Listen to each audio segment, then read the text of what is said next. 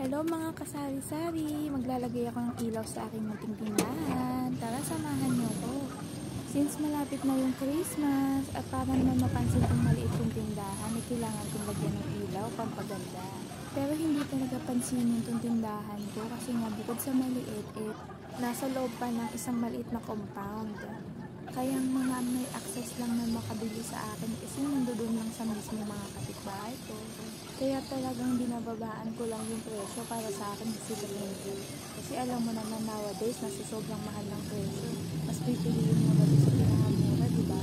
By the way guys, nakashort nga pala ako dyan. Mahaba lang talaga yung damit ko. Hindi rin yung dress. Damit lang talaga yan. Nag-video na rin ako para remembrance sa pinaghirapan ko talaga sa tindahan na to. O siya may bumili, kaya sikasin ko munang bumili. Nasa pinito kasi nga may ginagawa ko sa tindahan. Nung bumalik nga ako, hindi ko pala napansin na yung video na biglang nahulog. Kundi pa sinabi ng anak ko na nahulog na pala. O ayan, yung cellphone ko may basag na naman. Buti na lang tempered lang may basag. Balik na tayo sa pagbibideo, hindi pa kasi tapos. Gabi na nga pala to, mga 5 na pasado. Kaya sobrang dilim na. Tuwang-tuwa ako sa tindahan kasi nalilibang ako, talagang sinasap niya yung oras ko pag nag-aayos ako sa kanya, lalo na pag mayroon ako mga bagong stock.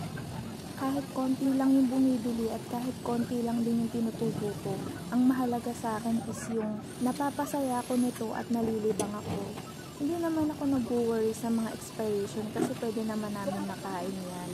O ng mga anak ko, lalo ng mga biscuit pag malapit nang ma-expire. O di kaya pag malapit nang ma-expire, pwede ko siyang ibenta ng mas mababa para mas mabilis siyang mabili. Hindi ko pa rin kaya mag-handle ng mga soft drinks kasi hindi nga siya fast moving dahil compound nga lang yung mga natitindahan ko. Kahit ang yellow, baka malusaw lang.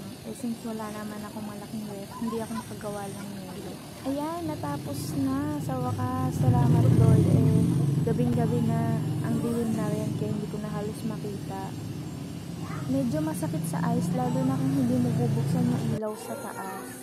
Pero pwede mo naman siyang i-stop sa isang color lang at hindi siya magbubuo. Kaya mga kasari, salamat sa panonood.